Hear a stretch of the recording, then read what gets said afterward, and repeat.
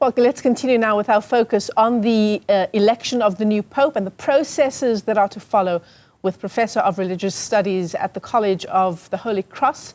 Professor Mathew Schmalz joins us live from Massachusetts this afternoon. Prof, it's great to talk to you. Thanks for joining us here in Johannesburg. And as we ask you about, the considerations that need to be made for a figure that will have the qualities to unite the both progressive and more traditional parts of the Catholic Church. I've just come out of a discussion about the fact that there's not a single woman cardinal in the room to choose the new Pope. So perhaps let's begin there. Well, certainly there is not a woman cardinal, but women's issues will be very much on the agenda of the cardinals, since Pope Francis did make moves to include more women in church governance.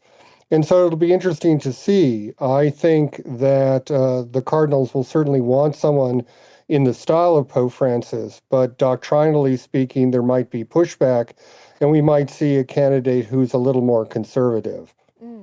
What would stop us from ordaining women to be bishops and priests so that they can go on to become cardinals? Well, it's been defined as Catholic doctrine, particularly and reaffirmed by John Paul II, that women cannot be priests. And so it would take a lot of doctrinal doing in order for women to be ordained priests, because it does seem, at least from this perspective now, that doctrine is relatively fixed. However, there are ways of integrating women into the church, such as making them deacons, involving them in church governance, that the next pope might consider. Yeah, and it's worth doing, isn't it? Given that women make up more than half of the Catholic Church, half of the 1.4 billion Catholics around the world. Well, certainly, and women really, in the end, constitute the energy in much of Catholicism throughout the world, and so it's certainly appropriate that their contributions, which thus far have not been recognized, be recognized in some sort of substantive way.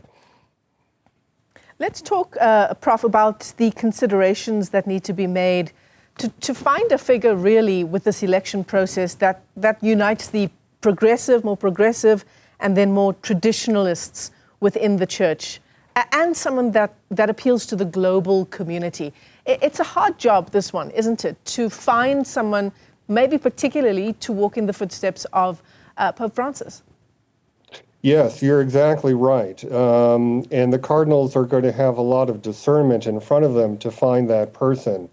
Personally, I think that certainly they'll choose someone in the mold of Francis, at least stylistically, but they might choose a compromise candidate or a transitional pope who's not going to make very many changes on the doctrinal or governmental level so that the church can catch its breath.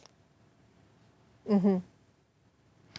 And the issue of transparency insofar as this process is concerned, how do you read whether transparency is dealt with effectively, given that this is a process, a long-standing tradition, that unfolds behind closed doors?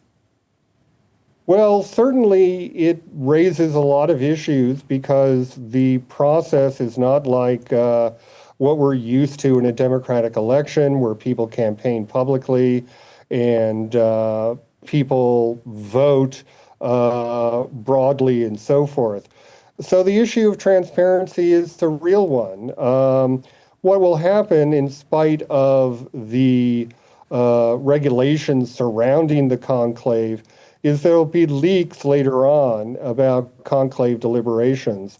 But one thing that is happening, at least in the United States, is that there are a variety of conservative pressure groups who are trying to influence the cardinals, and it'll see whether that work has any impact. Mm.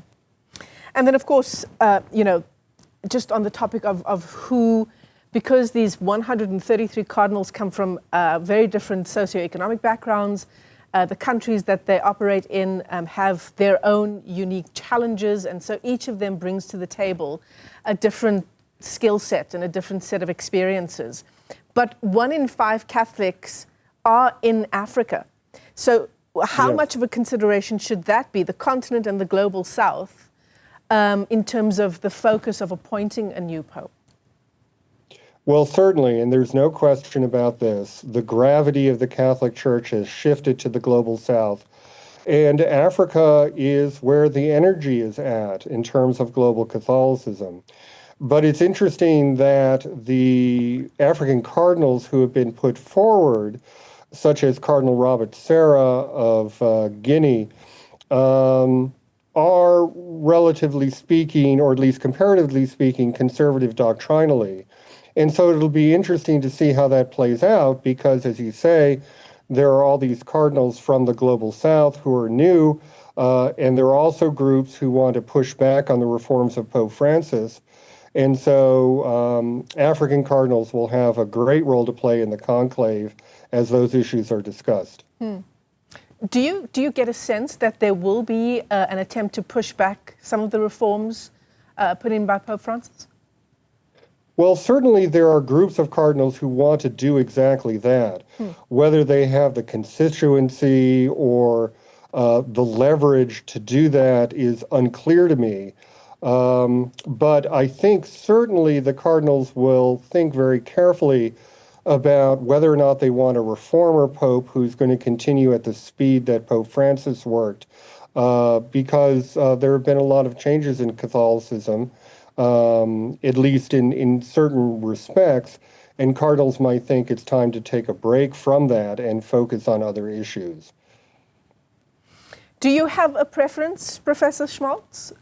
Someone who you've had your particular eye on, you know, maybe 1 or 2 prospects for the new pope?